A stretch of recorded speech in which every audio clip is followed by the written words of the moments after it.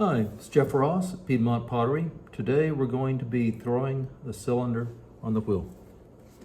So, already posted a video on how to wedge clay to prepare it. You want your clay to be approximately spherical so that when it contacts the surface of the wheel head, it'll contact at a single point and then spread out so it doesn't trap any air underneath. First thing we're going to do is slightly moisten our bat. And dry it off. We don't want any excess water, we just want it to not be dry. Now we're going to throw down our clay onto the wheel head, onto the bat, as close to the center as we can. I'm going to give it a couple of good whacks to make sure it's really firmly seated onto the bat. Now I'm going to take my index finger and just seal around the bottom of the clay mass. This will help keep any water from getting under the clay when you're starting to center. It just decreases the likelihood that your clay will slide off. So at this point, you want to go up to full speed on the wheel. You want your hands and the clay wet. I'm going to brace my left elbow against my left leg. I'm going to be right up against the wheel, so I'm touching actually the splash pan edges with my insides of my knees. I'm going to press in at 7 o'clock, starting at the base of the clay and in.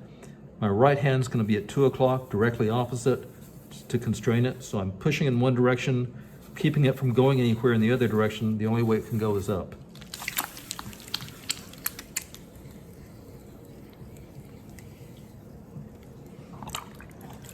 This process is part of centering. It's called coning up. We just repeat this a few times, pushing in, starting at the bottom. And as the clay rises, follow it up with our hands. After we get it up, we're going to go back down, put my right hand on the top to push down, left hand right next to it, next to the top of the clay, to keep it from mushrooming out as I push down on it. I'm going to push down at a slight angle. This helps mix the clay.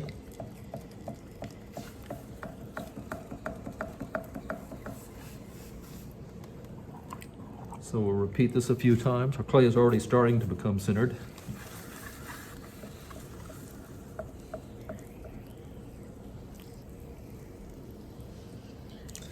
Now, one mistake that people make when they're starting out is to just make sure that the outside of the clay is centered without worrying about what's going on inside the clay mass. In order to be successful at throwing, the clay needs to be uniform distribution of mass throughout. So you want to really use enough pressure to move not just the surface of the clay, but the inside of the clay up as well.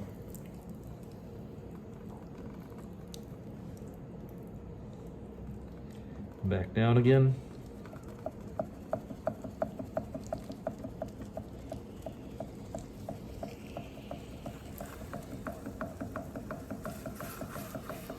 Gently release pressure. Whenever you're throwing on the wheel, you always apply pressure and release pressure very gently. When it's centered, the clay should feel very calm in your hands, not move your hands around. Still a little bit of movement on this. I'm going to go up one more time.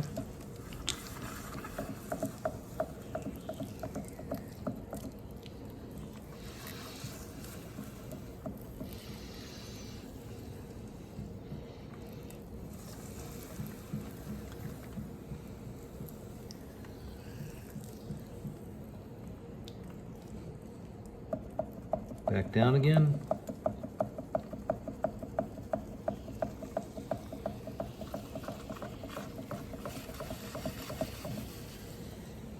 And gently release pressure.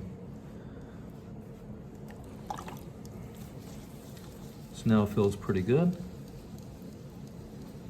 So the next step is to open the clay. To do this, I'm going to use the middle finger of my right hand braced with my the index finger of my right hand, pressing down with my left hand. I'm coming in with my fingers horizontal to the top of the clay to start with. And as I press down, I'm going to rotate to vertical. And the reason for doing it this way is that it becomes somewhat self-centering, so you don't open it up slightly off-center. You want to stop before you get back down to the wheel head or the back surface. So the way to check that, stop your wheel, take your needle tool, press it down through the bottom of the clay, and slide your finger down to the surface of the clay right against the needle tool, and lift them both up together as a unit. The amount of needle sticking out beyond your fingertip is the thickness of the base, so I can go a little bit thinner. It's better to check this a few times, especially when you're starting, than it is to go too deep and go through the bottom of your pot. Check it again. And I'm going to slide the tool through the clay, fingertip down to where it just touches the clay surface, and bring them up together as a unit. And that's about the depth I want. So now I'm ready for the next step, and that is opening the clay. With my fingers, I'm going to use 2 fingers on my right hand, index finger, middle finger. I'm going to pull straight back towards myself. I'm keeping the sponge in my left hand, just gentle compression as I pull straight back towards myself. I want my fingers to be vertical, not at an angle. I'm just gradually opening up the hole that we made.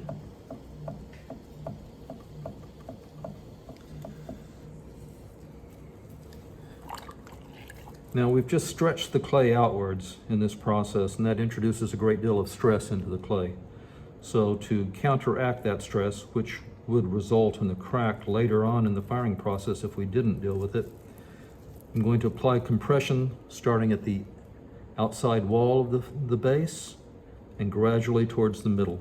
And I like to use a small sponge to help spread the force out. I'm not using a lot of pressure. I'm not really trying to move a whole lot of clay. I'm just trying to compress from the outside very slowly towards the middle. And I'll repeat this a few times. On smaller pieces, it may only take a couple of times. If you're throwing a large platter, you may want to compress the base, maybe 20 times. Till you're pretty confident you've got it nicely compacted again and relieve all that stress from stretching the clay. The next step in the process is to set the rim. My left hand, I'm going to have my index finger on the inside, thumb on the outside, right on the rim. I'm not really pressing in, I'm just bracing my hand, bracing my arm, maintaining a constant distance as best I can between the thumb and finger. I'm going to apply a light compression with the sponge right above it. So I'm forcing the rim through a single point gap with compression on top. So what I'm getting is some assurance that I have a perfectly round and compressed rim. Gradually release pressure. Whenever you're throwing on the wheel, you always want to be very gradual in your application and release of pressure, or you will throw your pot off center very, very quickly. So now we're ready to start pulling up. I like to use fingertips on the inside, sponge on the outside. You can also use knuckle on the outside, fingers on the inside, knuckle on the inside, knuckle on the outside. There's all kinds of ways to do it. There's not a one wrong or right way. This is just simply a way that works well. I'm going to get right above the pot, arms really well braced. And I'm going to squeeze in a little bit on the clay at the base and very gradually trying to maintain a constant gap between my inside fingers and my outside fingers. I'm going to go upwards. I want my vertical movement to be very slow relative to the wheel speed. If not, you'll end up introducing a spiral into your clay. Now for the first few pulls, I want the clay to form sort of a truncated cone. I want it to be narrower at the top than it was at the base. The reason for this is that centripetal force from the wheel spinning will make the clay want to flare outwards. And it's much easier to take a narrow pot and make it wider than it is to take a wide pot and make it narrower. So we're ready to do our next pull. If it feels like it's dragging, just put a little bit more water on the inside and outside wall.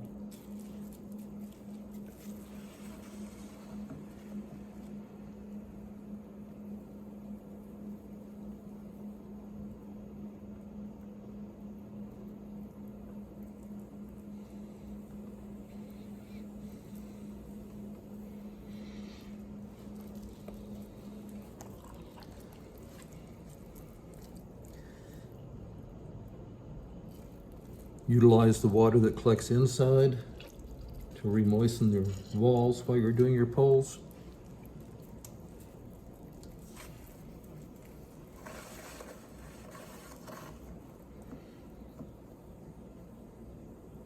For my pulls, I'm generally working somewhere, say between 3 o'clock and 4 o'clock on the clay. I want to be always doing this close to me on the clay. This is generally true for most operations in throwing. You always want to be working on the side of the clay closest to you, not on the far side of the clay. The reason for this is if you're working out on the far side, it's much harder to keep your hands braced and steady. If you're working in close, it's a lot easier.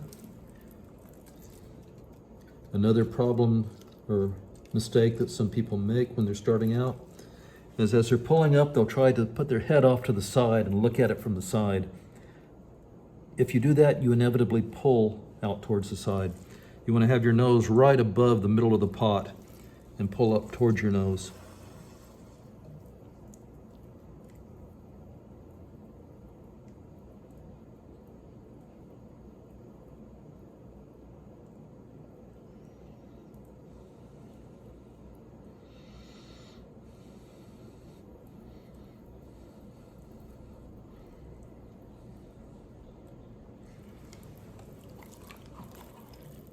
Not a bad idea to stop every once in a while and reset your rim.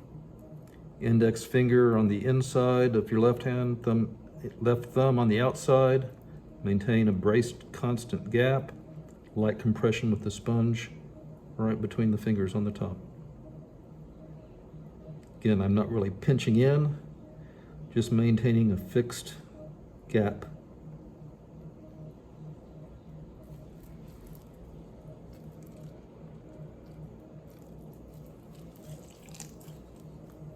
When you get down towards the point where there's not a lot of clay left at the bottom, but there's still some clay that you can move up into the wall, I like to come in with my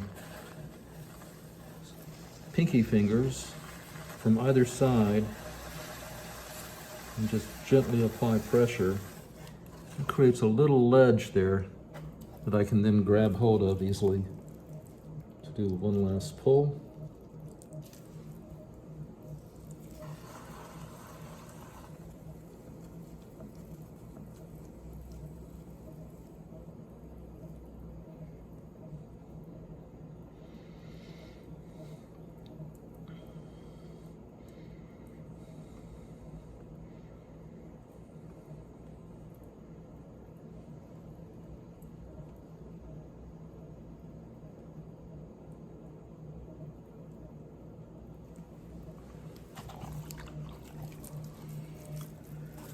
You can collar in, both hands lubricated, start at the bottom, and just very gradually go up.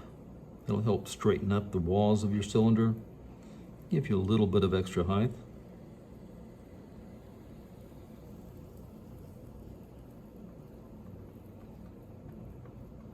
Remembering to very gradually release the pressure when you get to the top.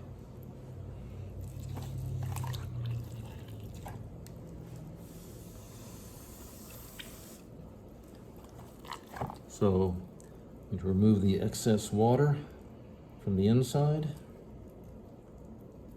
From this point, with our cylinder, we could go on to shape whatever final form we want. But for now, we'll cut it in half and take a look at the cross section, do a little post-mortem on it. So I'm going to run a wire underneath,